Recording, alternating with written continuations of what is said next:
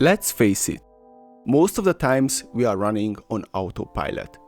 We are not really aware of what we see, hear, sense, and more importantly, we are not really aware of our thoughts, feelings, and internal processes. This lack of self-awareness has its price. As a result, we buy into fear, anger, we stress, argue, check our phone, and seem to repeat the same mistakes over and over again. But what if I tell you that you and every single human being has the capacity to get over all of that? That there is a practice that you can do and improve every single day that will make you happier, more loving, and more effective. The practice I'm talking about is mindfulness.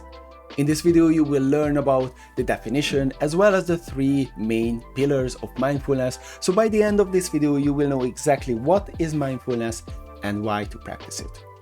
After this video, we will learn meditation techniques as well as dive deeper into the science and explanation of mindfulness and build a regular meditation practice so you can be a regular, adept mindfulness practitioner yourself as well. Let's get into it.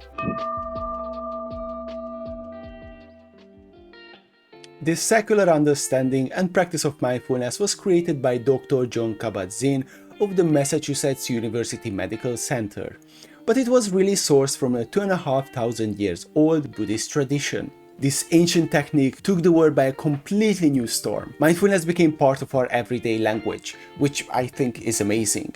They teach it in schools, hospitals, prison, apply it in law enforcement and clinical psychology. Since then, hundreds of studies have been and continue to be made. Today, resources are readily available to anyone who wants to develop a calmer mind and more compassionate heart. Most people think about meditation as a way to relax.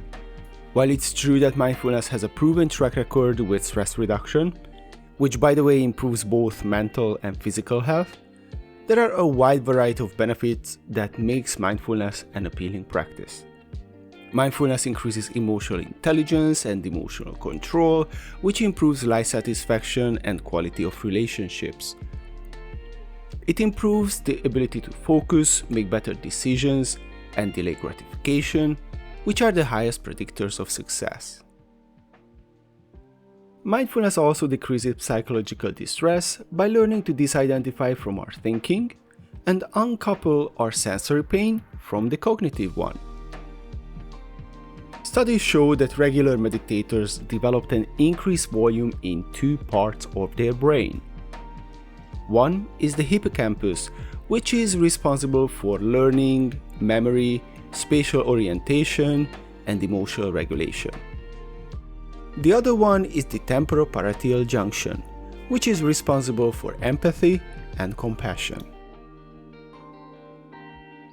While these areas increased, scientists showed that another area in the brain actually decreased. The amygdala, the area of the brain which is responsible for fight and flight, actually decreased in size. All of this is a fancy way of saying the more self-aware you become, the more your life quality will improve.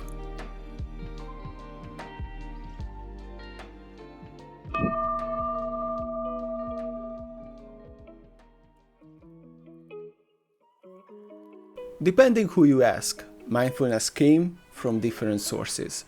For sake of simplicity, I want to mention 2 of these.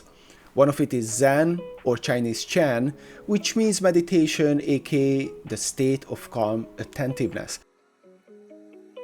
The other one is Vipassana, which means clearly seeing. As in clearly seeing this very moment without any mental labels or judgments. It's also called insight meditation, because by practicing, you gain insight into how your mind really works. The modern definition of mindfulness is very similar. Mindfulness is simply a moment-to-moment, non-judgmental awareness.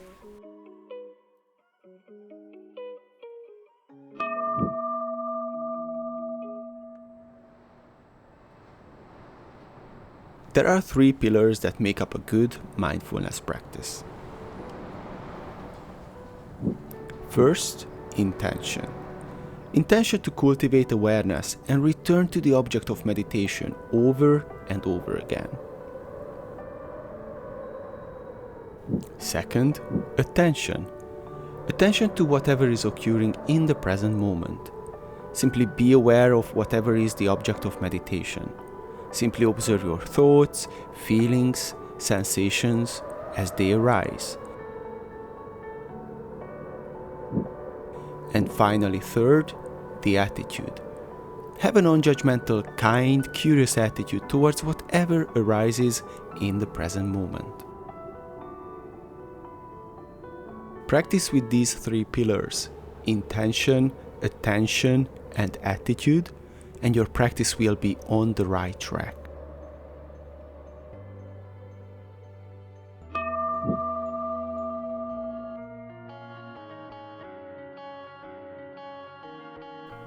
You can practice mindfulness in a variety of ways. When you start with mindfulness, the best place to start is the breath. You want to build a daily habit of 5-10 minutes observing your breath. More on that in later videos. As you become more familiar with the state of mindfulness, you can bring it to other experiences as well. For example, bringing it to your emotions can turn mindfulness into an excellent tool for emotional hygiene and healing. There will be times when you won't want to practice. It's only natural. Understand, it's uncomfortable to the mind not to do what it's used to do in 24/7, to run on autopilot. These are the moments when you really want to practice. While it feels uncomfortable to switch from autopilot to mindful attending, once you get into it, you will really feel much better and wonder why you didn't start it earlier. Once you understand how to practice mindfulness, there are really no bounds to bringing the wonders of this practice into your everyday life. While you're doing dishes, walking your dog, work or leisure, it's possible to do the same thing what you do, but do it aware. Before you would write yourself off that you have no time to add yet another thing to your busy schedule, think again. Housewives, CEOs, university students, you have really no excuse to be mindful of the things that you are doing anyway. Plus, remember, there is a return on your investment. By doing what you would do anyway, but doing it mindfully, you will do a better job and might be even do it in less time.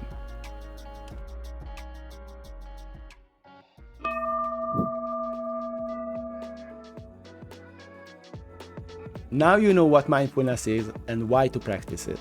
But how? In the next video, we will actually stuck in and you will learn your first mindfulness technique.